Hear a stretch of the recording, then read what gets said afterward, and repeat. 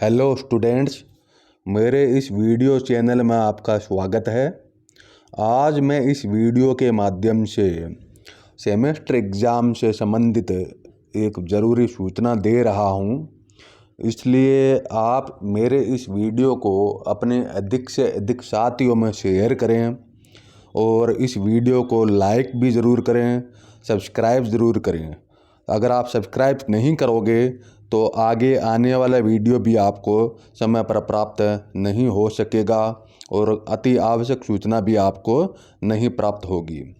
तो इसलिए मेरे इस वीडियो को सब्सक्राइब ज़रूर करें और अपने साथियों में शेयर कर देवें ताकि उनको भी एग्ज़ाम से संबंधित या कॉलेज से संबंधित या कोई अन्य सूचना है वो आपको प्राप्त हो सके, आपके साथियों को भी मिल सके। क्योंकि प्रैक्टिकल एग्ज़ाम हो चुके हैं, सेमेस्टर एग्ज़ाम की बात कर रहा हूँ। केवल फर्स्ट सेमेस्टर वाले विद्यार्थियों के लिए ही मैं ये सूचना दे रहा हूँ। जो सेकेंड ईयर के स्टूडेंट्स हैं, थर्ड ईयर के स्टूडेंट्स हैं, उनके एग्ज़ाम नहीं है अभी। उनका प्रैक्टिकल एग्ज़ाम यथासंभव फरवरी के लास्ट में या मार्च के शुरुआत में होगा और जो मेन एग्ज़ाम होता है वो हर बार की तरह अप्रैल या मई में शुरू होगा। उनका टाइम टेबल, उनका नोटिफिकेशन बाद में आएगा। अभी जो एग्ज़ाम से संबंधित सूचना दे रहा हूँ वो केवल और केवल फर्स्ट सेमेस्टर के विद्यार्थियों के लिए ही है। आपका जो थ्योरी एग्ज़ाम है वो कल दिनांक 29 जनवरी से शुरू हो रहा है। अलग अलग टाइम टेबल के अकॉर्डिंग आपका एग्ज़ाम होगा। एडमिट कार्ड कहाँ से प्राप्त करें? आपको एडमिट कार्ड प्राप्त करने के लिए ई मित्र से प्राप्त करना होगा। ई मित्र के पास जाइए और अपना जो फॉर्म का आवेदन क्रमांक है उसके आधार पर आपको एडमिट कार्ड प्राप्त हो जाएगा। एग्ज़ाम का टाइम टेबल कहाँ मिलेगा? एडमिट कार्ड पर आपका डिटेल टाइम टेबल दिया जाएगा। उस टाइम टेबल को देखते रहिए। उस टाइम टेबल में जिस दिन जिस विषय का एग्ज़ाम है, कितने बजे एग्ज़ाम है, उससे लगभग आधे घंटे 45 मिनट पहले कॉलेज पहुंच जाइए। और टाइम टेबल कई बार यूनिवर्सिटी चेंज भी कर देती है, तो एडमिट कार्ड पर क्योंकि पहले से छपा होता है तो जो परिवर्तित टाइम टेबल है उसकी सूचना हम कॉलेज के नोटिस बोर्ड पर लगा देते हैं।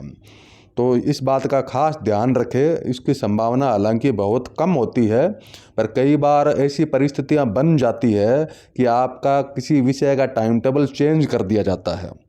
तो इसकी सूचना के लिए आपको ये एडवाइस दी जाती है, सलाह दी जाती है कि आप जब भी कॉलेज आएँ, एग्ज़ाम देने के लिए आएँ, एक बार नोटिस बोर्ड ज़रूर देख लेवें। जब भी इसी प्रकार का कोई टाइम टेबल चेंज होता है तो हम कॉलेज की तरफ से तुरंत नोटिस बोर्ड पर इसकी सूचना दे देते हैं। नॉर्मली ये टाइम टेबल चेंज नहीं होता है, लेकिन फिर भी कभी कभी बहुत ही अपवाद की स्थिति में एक या दो विषय का टाइम टेबल किसी कारण से परिवर्तित हो जाता है। तो इस बात का विशेष ध्यान रखें कि आपका एडमिट कार्ड पर जो लिखा है टाइम टेबल उसको फॉलो करें, और परिवर्तित टाइम टेबल हो जाता है तो नोटिस बोर्ड के अकॉर्डिंग आप एग्ज़ाम देने आएँ। अब आपको लाना क्या चीज़ है? जो रेगुलर स्टूडेंट्स है उसको अपने साथ में एडमिट कार्ड लाना है और कॉलेज की आईडी ज़रूर लाना है। अगर आप कॉलेज की आईडी नहीं लाओगे तो आपको एग्ज़ाम में बैठने की अनुमति नहीं मिलेगी।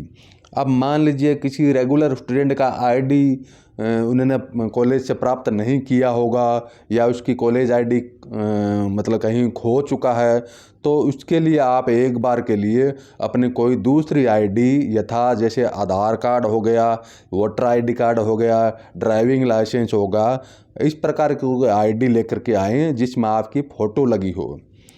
और रेगुलर स्टूडेंट को कॉलेज आईडी लेना बहुत ज़रूरी है। अगर आपके पास कॉलेज आईडी नहीं है तो आप संबंधित प्रभारी से कॉलेज आईडी प्राप्त कर लेवें। अगर खो गया है तो एक बार के लिए आप आधार कार्ड या अन्य कोई आईडी लेकर के आएँ और दोबारा नया आईडी कार्ड के लिए आप कॉलेज में संपर्क करें। अब जो प्राइवेट स्टूडेंट है वो ध्यान से सुने। प्राइवेट स्टूडेंट बहुत बड़ी लापरवाही करते हैं। अभी प्रैक्टिकल एग्ज़ाम चल रहे थे तो प्रैक्टिकल एग्ज़ाम में भी मैंने आपको वीडियो के माध्यम से, नोटिफिकेशन के माध्यम से, नोटिस बोर्ड के माध्यम से मैं बार बार सूचना दे चुका हूँ कि आपको एडमिट कार्ड के साथ में क्या लाना है, फीस की रसीद लानी है। एडमिट कार्ड के साथ में फीस की रसीद लानी थी, उसके बिना प्रैक्टिकल एग्ज़ाम में बैठना नहीं दिया जाएगा। लेकिन बहुत सारे प्राइवेट स्टूडेंट ऐसे हैं जो फीस की रसीद नहीं लाए थे, ID कार्ड नहीं लाए थे। तो अब ध्यान से सुनना, प्राइवेट स्टूडेंट थ्योरी वाले एग्ज़ाम में अभी जो कल से चालू हो रहे हैं उसमें आपको आधार कार्ड, एडमिट कार्ड ज़रूर लाना है। अगर आपके पास आधार कार्ड नहीं है तो अन्य कोई ID कार्ड जिसमें आपकी फ़ोटो लगी हो वो लेकर के आएँ। केवल एडमिट कार्ड लाने से आपको एग्ज़ाम में बैठने नहीं दिया जाएगा।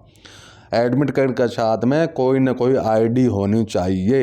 ID आपके पास आधार कार्ड है तो वो लेके आ जाएंगे, आधार कार्ड नहीं है कोई दूसरा ID जैसे आपका वोटर ID कार्ड हो गया, ड्राइविंग लाइसेंस हो गया जिसमें आपकी फ़ोटो लगी हो, वो ज़रूर लेकर के आएँ।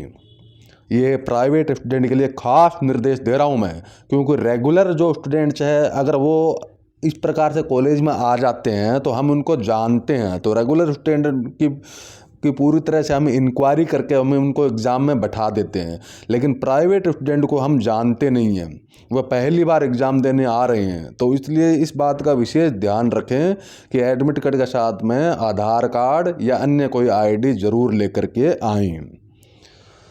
अब एक और महत्वपूर्ण सूचना मैं देने जा रहा हूँ कि लगभग 90% विद्यार्थी स्टूडेंट्स एग्ज़ाम देने आते हैं और अपने साथ में मोबाइल लेकर के आते हैं। मैं आपको पहले ही बता देता हूँ कि कॉलेज में मोबाइल की अनुमति नहीं है और न ही कॉलेज में मोबाइल रखने की अनुमति है। अगर आप मोबाइल लाते हो तो आप अपने स्वयं की जिम्मेदारी के साथ कहीं रखना पड़ेगा। और इसके साथ में हर साल 1 या 2 मोबाइल चोरी भी होते रहते हैं, क्योंकि आप लोग मोबाइल कहीं बाहर रख देते हैं। तो ऐसे स्टूडेंट भी होते हैं जो एग्ज़ाम देने कम आते हैं, इस प्रकार की गतिविधियों में संलग्न रहते हैं। कोई एक स्टूडेंट होगा, 1 या 2 स्टूडेंट होते हैं जो इस प्रकार के नज़र में रहते हैं।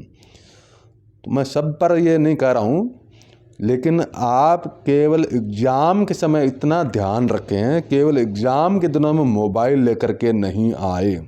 तो अगर आप मोबाइल लेकर के आते हो तो उसको रखने की समस्या बड़ी भारी हो जाती है। कहाँ रखोगे? अगर आप कहीं बाहर रखते हो, किसी बैग के अंदर रखते हो, तो उस बैग की जिम्मेदारी किसके पास होती है? किसी के पास नहीं होती है। वो ऐसे ही आपके जिम्मेदारी पर बाहर पड़ा रहता है। तो इसलिए मैं आपसे बार बार कह रहा हूँ कि आप एग्ज़ाम के समय कम से कम मोबाइल लेकर के नहीं आए। इसी प्रकार से कोई भी इलेक्ट्रॉनिक सामग्री है, यथा स्मार्ट वॉच है। कई बार बहुत सारे स्टूडेंट इस प्रकार से स्मार्ट वॉच पहन करके आ जाते हैं। होता कुछ नहीं है स्मार्ट वॉच में, लेकिन आपको पहले ही ये बता रहा हूँ कि स्मार्ट वॉच की भी अनुमति नहीं है। आजकल इस प्रकार का स्मार्ट वॉच भी आते हैं जिसमें आप बाहर से भी संपर्क कर सकते हैं, बातचीत भी कर सकते हैं। स्मार्ट वॉच में आप PDF फाइल भी देख सकते हैं। तो इस प्रकार से घटनाओं को रोकने के लिए एग्ज़ाम परिसर में कोई भी इलेक्ट्रॉनिक सामग्री भी लेने की अनुमति नहीं है। तो इस बात का विशेष ध्यान रखें कि मोबाइल या कोई इलेक्ट्रॉनिक सामग्री नहीं लेकर के आएँ। अगर आप लेकर के आते हैं तो कॉलेज प्रशासन की तरफ से इसको रखने की कहीं भी सुविधा नहीं है। आप अपने स्वयं की जिम्मेदारी के साथ इसको कहीं बाहर हैंड ओवर करके आएंगे। तो मैं तो यही सलाह देता हूँ कि आप जिस दिन आपका एग्ज़ाम हो उस दिन 3-4 घंटे के लिए आप अपने मोबाइल को घर पर ही छोड़ कर आ जाएं, ताकि आपको दिमाग में किसी प्रकार का तनाव नहीं हो कि मेरा मोबाइल बाहर रखा हुआ है, पता नहीं कैसा रखा हुआ है, सुरक्षित है या नहीं है। तो ऐसी समस्याएं नहीं हो। मैं तो यही सलाह दे रहा हूँ कि आप उस दिन के लिए मोबाइल घर पर छोड़ कर के आएँ। इसी प्रकार से सारे स्टूडेंट्स इस बात का विशेष ध्यान रखें, हिंदी और अंग्रेजी का जो पेपर होगा वो निबंधात्मक प्रकार का होगा, 3 घंटे का होगा, जिसमें आपको छोटे उत्तर भी देने होंगे, बड़े उत्तर भी देने होंगे। निबंधात्मक टाइप का प्रश्न भी है, उनका भी उत्तर देना होगा। और बाकी जो पेपर होंगे वो ऑब्जेक्टिव टाइप यानी मल्टीपल चॉइस क्वेश्चन टाइप का होगा, जिसमें 5 ऑप्शन मिलेंगे। कितने ऑप्शन मिलेंगे? 5। ध्यान से सुनना। और जो 5वां ऑप्शन है वो इस प्रकार से होगा कि क्वेश्चन नॉट अटेम्प्टेड, अनुत्तरित प्रश्न, यानी इस प्रश्न का मैं उत्तर नहीं देना चाहता या चाहती। तो ये 5वां ऑप्शन और जोड़ा गया है। क्योंकि मल्टीपल चॉइस क्वेश्चन पेपर में आपका नेगेटिव मार्किंग नहीं है। ध्यान से सुनना, अगर कंपटीशन एग्ज़ाम होता है तो उसमें नेगेटिव मार्किंग होती है, लेकिन आपके इस कॉलेज वाले फर्स्ट सेमेस्टर के एग्ज़ाम में नेगेटिव मार्किंग नहीं है। इसलिए पहले 4 ऑप्शन में से कोई एक ऑप्शन आपको करना चाहिए जो आपको लगता है कि हाँ यह इसका उत्तर हो सकता है। 5वां ऑप्शन नहीं करिए। 5वां ऑप्शन तब करना होता है कि आप किन्हीं 4 ऑप्शन में से उत्तर नहीं देना चाहते, तब आप 5वां ऑप्शन को भरना होता है। लेकिन आपका नेगेटिव मार्किंग है नहीं है, इसलिए 5वां ऑप्शन क्यों भर रही है। हम पहले किसी 4 ऑप्शन में से बेस्ट उत्तर का छांटने की कोशिश करेंगे। नेगेटिव मार्किंग है नहीं, तो इसलिए बिना किसी डर के आप आंसर दीजिए, 5वां ऑप्शन नहीं भरिए। अगर आप फिर भी किसी भी प्रश्न का उत्तर नहीं देना चाहते तो फिर आप 5वां ऑप्शन आप भर सकते हैं कि मैं इस प्रश्न का उत्तर नहीं देना चाहता हूँ। तो ये एक महत्वपूर्ण सूचना है। आपका मल्टीपल चॉइस क्वेश्चन पेपर में OMR शीट मिलेगी। OMR शीट में ध्यान से सुनना। अगर किसी चीज़ को कोई आपको समझ में नहीं आ रहा है तो अपने रूम के अंदर जो टीचर्स है, प्रोफेसर्स है, उनसे ज़रूर पूछ लें, क्योंकि OMR शीट में काटा पिटी करने की या वाइटनर लगाने की कोई गुंजाइश नहीं होगी। अगर आपने एक बार गलत भर दिया तो गलत भर गया, क्योंकि OMR शीट है, OMR शीट कंप्यूटर से चेक होती है। तो इसमें अगर आपने कोई गलती कर दी तो वो गलती बड़ी भारी पड़ सकती है। तो इसलिए आप जब एग्ज़ाम रूम में बैठे हो तो संबंधित प्रोफेसर जो आपको जो भी बातें बताएं, निर्देश देवें, उसको ध्यान से सुनना।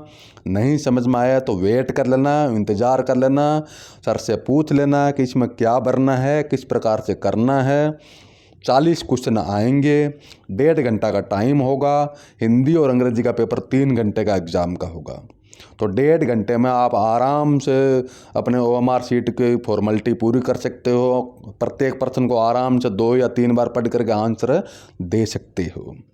तो इसलिए इस बात का विशेष ध्यान रखें, क्योंकि पहली बार एग्ज़ाम हो रहा है, सेमेस्टर एग्ज़ाम, और पहली बार ही मल्टीपल चॉइस क्वेश्चन टाइप का पेपर हो रहा है। तो इसलिए ये आपको टॉस की तरह हेड और टेल नहीं करना है। प्रत्येक प्रश्न को पढ़ना है, ध्यान से पढ़ना है और बेस्ट उत्तर का चयन करना है, क्योंकि इसमें कोई गुंजाइश नहीं है। आपका अगर प्रश्न का उत्तर सही है तो सही होगा, गलत है तो गलत होगा। तो इसमें अच्छे नंबर आने की संभावना पूरी रहती है, और माइनस मार्किंग तो नहीं है, लेकिन नंबर कम आने की भी संभावना पूरी रहती है। तो इसलिए इस बात का विशेष ध्यान रखें। कॉलेज आते समय पर एग्ज़ाम टाइम पर आएँ, आधा घंटा पहले आएँ, और अपने साथ में क्या क्या लाना है इस बात का विशेष ध्यान रखें। एडमिट कार्ड, आधार कार्ड, कोई भी ID प्रूफ, रेगुलर स्टूडेंट के लिए कॉलेज ID कार्ड, और एग्ज़ाम का टाइम टेबल जिसमें जो टाइम दिया गया है उस टाइम से आधे घंटे पहले कॉलेज पहुंचने की कोशिश ज़रूर करें। और मोबाइल से संबंधित विशेष ध्यान दें कि मोबाइल अगर आप लाते हो तो यह आपकी रिस्क होगी, आपकी जिम्मेदारी होगी। इसी प्रकार के आगे के वीडियो के माध्यम से महत्वपूर्ण सूचना प्राप्त करने के लिए आप मेरे इस वीडियो को सब्सक्राइब ज़रूर कर देवें और अपने साथियों को अधिक से अधिक शेयर ज़रूर करें। ये जो मैं सूचना दे रहा हूँ, government college Jalan college Ratangarh से संबंधित सूचना है। गवर्नमेंट जालान कॉलेज से संबंधित जो भी सूचना होती है मैं आपको इस वीडियो के माध्यम से देने का प्रयास करता हूँ। बहुत बहुत धन्यवाद।